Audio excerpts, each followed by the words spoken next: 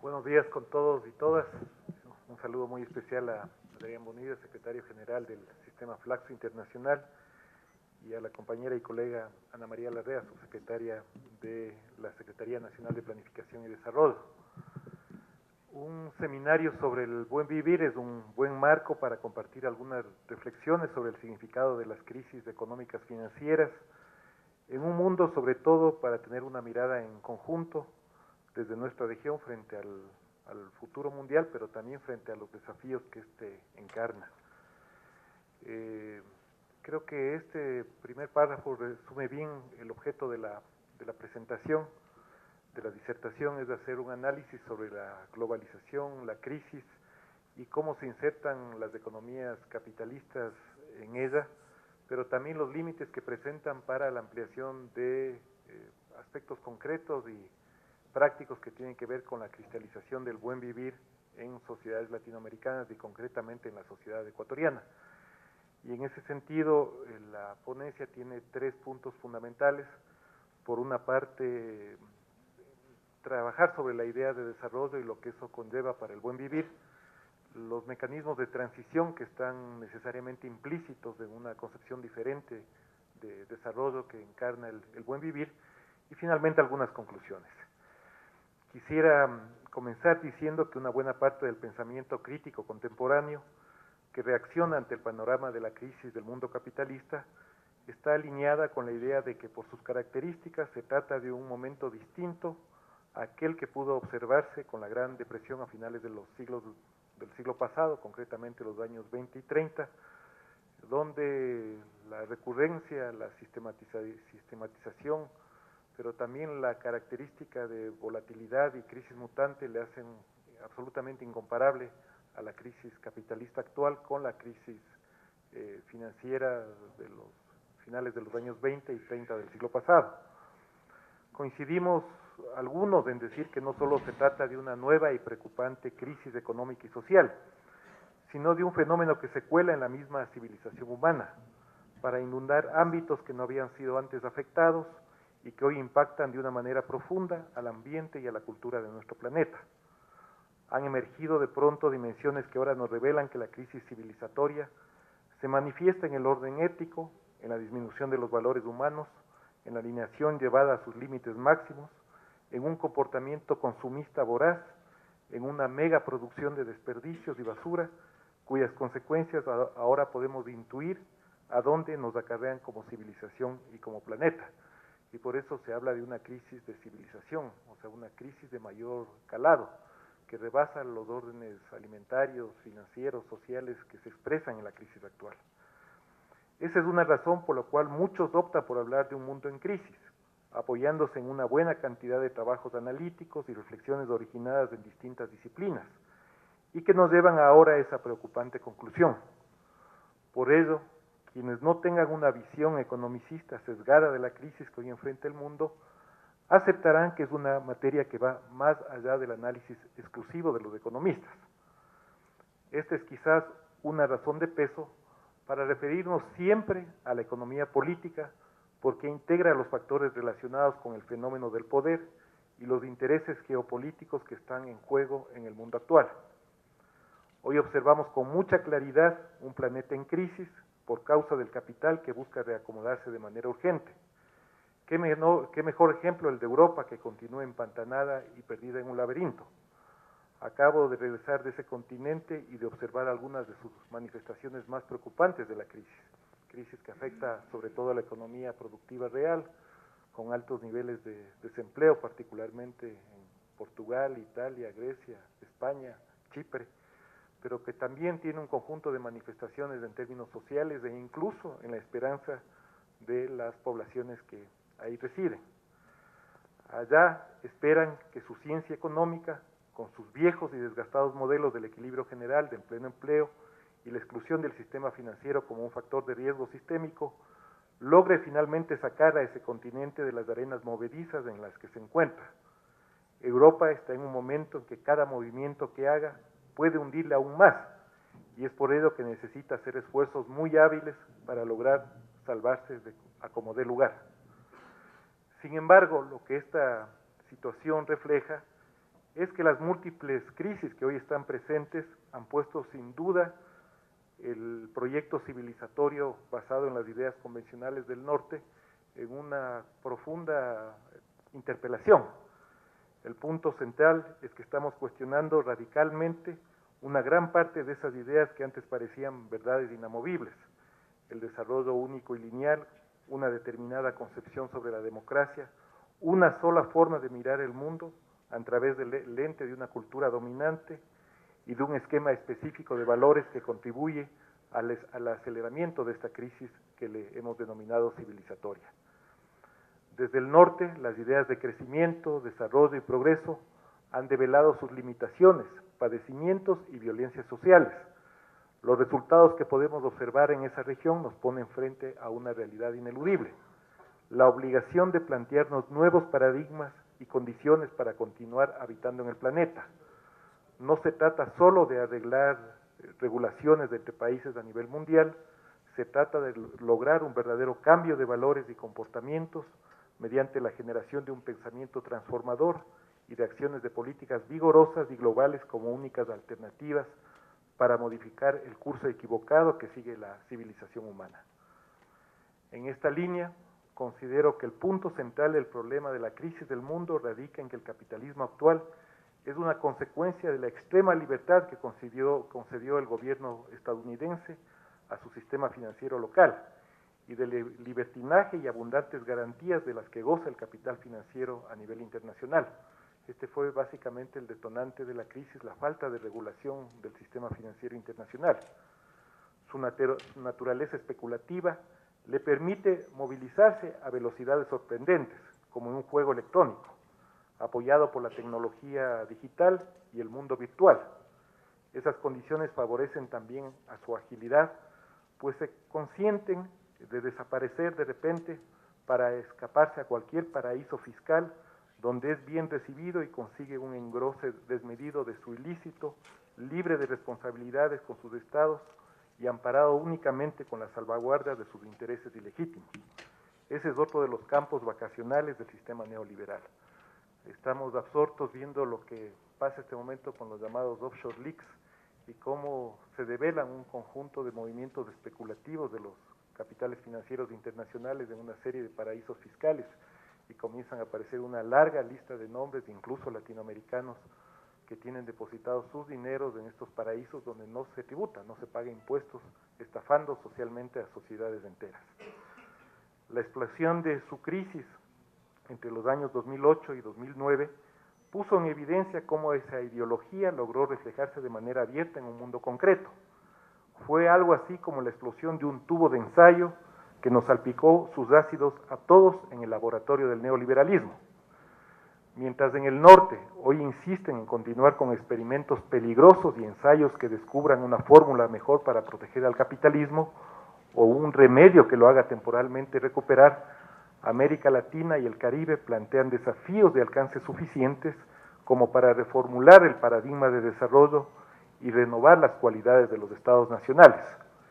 Ello implica considerar un orden económico distinto, con diferentes formas de producción y de consumo, con un cambio de comportamiento que refleje un nuevo cambio de valores humanos y de recuperación de una ética perdida. El problema del desarrollo debe convertirse hoy en día en un tema eminentemente político, lo cual implica romper con los mitos con los que hemos vivido durante décadas, que el desarrollo es un mero concepto de acumulación dinámica de capital, para convertirse en un elemento netamente cultural, social, político, educativo. Ya no es materia que compete exclusivamente a los economistas, a los académicos, a los mandatarios, a los funcionarios públicos o a los tecnócratas. Compete a la ciudadanía, pues es la que está necesariamente involucrado en el ámbito de su desarrollo, desde su vida cotidiana, desde su cultura, en la educación, en los servicios, en sus organizaciones, en las instituciones a las que diariamente acude o pertenece. Esto le confiere un carácter político, pues es en el tejido social donde el tema cobra realmente vida y deja de ser una entelequia sobre el cual hablan solo los especialistas. Existen algunas preocupaciones en las que ha estado sentadas las discusiones sobre el desarrollismo convencional. si el desarrollo puede o no ser concebido sin altas tasas de crecimiento económico, o si es necesario primero crecer para luego redistribuir, o si es posible distribuir y crecer en forma simultánea. Lo que no se ha considerado, sin embargo, son los alcances del crecimiento económico, la distribución o redistribución dentro de un mundo con claros límites biofísicos, donde no se puede crecer ad infinitum, porque hay un solo mundo físico y real. Este factor no ha sido tomado en cuenta, porque ese espíritu que se encuentra presente en el desarrollo bajo el capitalismo no reconoce límites cuando su objetivo es continuar con un proceso de acumulación ad infinito. En este contexto, los problemas esenciales del desarrollo pasan, desde mi punto de vista, a tener tres ángulos fundamentalmente fuertes: los ámbitos de la asignación, es decir, el crecimiento; los ámbitos de la distribución, pero también los ámbitos de la escala. Y la escala juega un rol fundamental en un mundo global, donde los sistemas naturales están dentro de un contexto de una biosfera que tiene límites claramente biofísicos. Si la biosfera es un ente físico limitado, no es posible crecer ni distribuir el producto del crecimiento ad infinito. Altas tasas de crecimiento económico, incluso con redistribución del ingreso y creación de oportunidades y capacidades humanas, involucran de manera inevitable restricciones físicas en la capacidad de asimilación y en la dotación de recursos naturales. Significa que tenemos que pasar a un nuevo concepto de quizás esta idea de crecimiento o de buscar la prosperidad sin crecimiento, como están presentes en varios libros, como por ejemplo el libro de Tim Jackson, donde él plantea que la medicina del no crecimiento no se la puede aplicar a países que tienen necesidades de capitalización, como la India o el Ecuador o Chile o Brasil, pero sí a países que han rebasado necesariamente sus capacidades y sus dilemas de crecimiento. Esto nuevamente nos lleva a plantear dilemas éticos o de legítimos posicionamientos frente a las opciones de política pública, tanto como factibilidades de índole física. A decir de Max Neff, la crisis total que amenaza el mundo e incluso la biosfera no tiene una causa final de errores de planificación, ni en el alcance limitado de las teorías sociales, tampoco en las limitaciones de una u otra ideología. Todos estos elementos, aunque no exentos de responsabilidad, solo son causas deficientes, dice Max Neff, de la situación. La realidad cala mucho más hondo. Estimo que la causa final fluye de la esencia misma de nuestra cultura, o de lo que en otras palabras solemos llamar el mito original sobre la cual ha sido construida. Esta idea de conquistar, vencer y de tener una ampliación ilimitada de los recursos productivos. El deterioro físico del planeta pone en riesgo la supervivencia de la humanidad, y eso no es un cliché, es una realidad científica. Es por ello que nos referimos a que estamos frente a una ruptura civilizatoria. El incremento de la incertidumbre y la magnitud de los problemas contemporáneos han llegado a un punto crítico suficiente para que sea indispensable debatir sobre la necesidad de construir nuevos paradigmas. Dicho de otra manera, se quiere una distinta racionalidad, tanto teórica como práctica. Y es aquí donde cala perfectamente la transición desde el sur y el concepto del buen vivir. Esa es una de las razones por las cuales se hace urgente y generar estrategias adecuadas de transición productiva y social que consideren un nuevo sujeto social responsable de sus acciones y relaciones con la naturaleza. Esto se vuelve tanto o más necesario que la nueva conceptualización del buen vivir. Para lograr una acumulación sin desposesión, tal como lo plantea David Harvey, en esta transición la actividad extractiva debe perder importancia productiva para romper con las trampas de pobreza, inequidad y dependencia. Significa que nosotros debemos lograr pesos diferentes en la composición del output productivo, donde la actividad necesariamente extractiva pierda un peso hacia una actividad distinta que para nosotros debería estar más centrada en el conocimiento, la inteligencia, la educación y la cultura, como lo señalaba Ana María al inicio de su exposición. Y para vencer la poderosa inercia del pasado, es preciso impulsar un proceso de transición a la sustentabilidad desde el ámbito académico, desde la función pública y de los mecanismos regionales de cooperación. Este proceso implica operar rupturas para lograr un balance en términos sociales, económicos, físicos y financieros, lo cual significa impulsar un verdadero cambio en las relaciones de poder. Es fundamental encarar el problema global y dar pasos concretos para resolver la crisis. Uno de ellos implica una nueva generación de pensamiento, una renovación epistémica, que no se limite a la resolución de los clásicos problemas de la economía financiera y de la economía real. Los problemas concretos ocasionados por el modo de vida de la sociedad capitalista y las consecuencias graves que se muestran en la producción, el trabajo y la dignidad humana, por la lógica de los intereses del capital financiero especulativo, corren también paralelos a la ausencia de un análisis básico de un pensamiento crítico. No me refiero exclusivamente al ámbito académico, que sea capaz de ejercer una mayor presión sobre los centros de decisión de poder mundial. Recordemos que existen ejemplos emblemáticos, si cabe usar ese calificativo, para este caso de ignorancia o no pensamiento, que han estado presentes en diversos momentos decidiendo el futuro global, no solo en la esfera económica, sino también en las relaciones con las posiciones que han atentado y atentan contra la paz mundial. Por ello nos urge trabajar en forma profunda en la producción de un nuevo tipo de pensamiento que genere respuestas políticas de igual magnitud. La antropología, la economía, la sociología, la filosofía, la ecología son disciplinas que deben encontrar convergencias para el nuevo desafío de un pensamiento integral y mucho más holístico. En nuestro sur existen hoy diferentes propuestas y salidas concretas, como es el caso del buen vivir, que están recogidos en la Constitución boliviana y en la Constitución ecuatoriana, a la situación de crisis del mundo que se ha generado y que genera el capitalismo financiero. Sabemos que este ha sido y es negativamente capaz de llevar a situaciones extremas a la sociedad que ha configurado una crisis humanitaria y civilizatoria.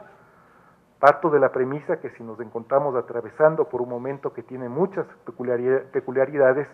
requerimos entonces de un momento y de un rumbo distintos. Un momento de ruptura y de transición, un distinto rumbo político con sus propias características y fuerzas. La gestación de este proceso diferente que buscamos debe tener una temporalidad y una transición, la cual debe necesariamente sostenerse sobre una base política y social. No solo se trata de una guerra de ideas, sino también de sociedades y culturas en el escenario de una naturaleza compartida, que busca mantener la vida misma del planeta, y esto es lo que le confiere un fenómeno distinto por su grado de complejidad e incertidumbre, y por lo tanto es fundamental a su vez afrontarlo desde una visión de carácter integral y transdisciplinaria, como nos habla Edgar Morin. Se encuentran en el mundo diferentes actores sociales y políticos, están presentes movimientos sociales, antiguos en el sur y nuevos en el norte, como protagonistas que cuestionan el orden establecido por el capitalismo financiero y reclaman propuestas concretas en el momento actual de los límites de la civilización.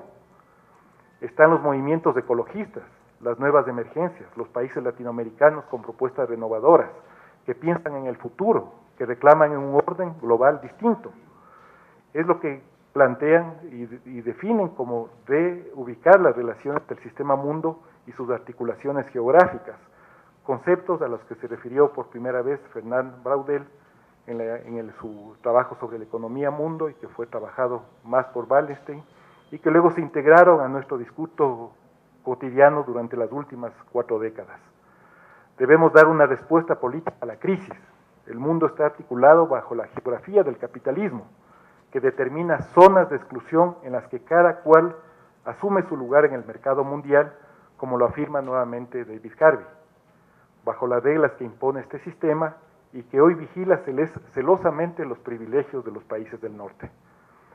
En este contexto, en medio de esta crisis del capitalismo, los instrumentos más operativos para ejercer el control en los mercados y la sumisión de los países más débiles son los tratados de libre comercio, bajo sus distintos nombres y modalidades, sea con Estados Unidos o con cualquier país del mundo. Esta es una realidad inobjetable. Es claro que las naciones del norte no les conviene negociar con bloques regionales que aspiren a dar respuestas conjuntas a una competencia desigual de los mercados, pues estos se convierten en última instancia en espacios dirimentes a nivel de un orden geopolítico internacional. Allí no solo se juegan las conveniencias económicas y los buenos negocios. ¿Por qué entonces habría de preocuparse que algunos países hagan sus negocios con China, Irán o Siria, para poner solo un ejemplo? Los mercados se convierten en los únicos y reales lugares de encuentro entre las naciones. No es la cultura, no son los problemas ambientales o los intereses por la paz, los que promueven los encuentros, son los encuentros en el mercado. Es allí donde se ponen todas las cartas sobre la mesa de manera clara y sin tapujos, bajo un enmascarado esquema de igualdad. Los mercados son los que gobiernan el mundo, junto con el capital financiero, las reglas que imponen y los instrumentos comerciales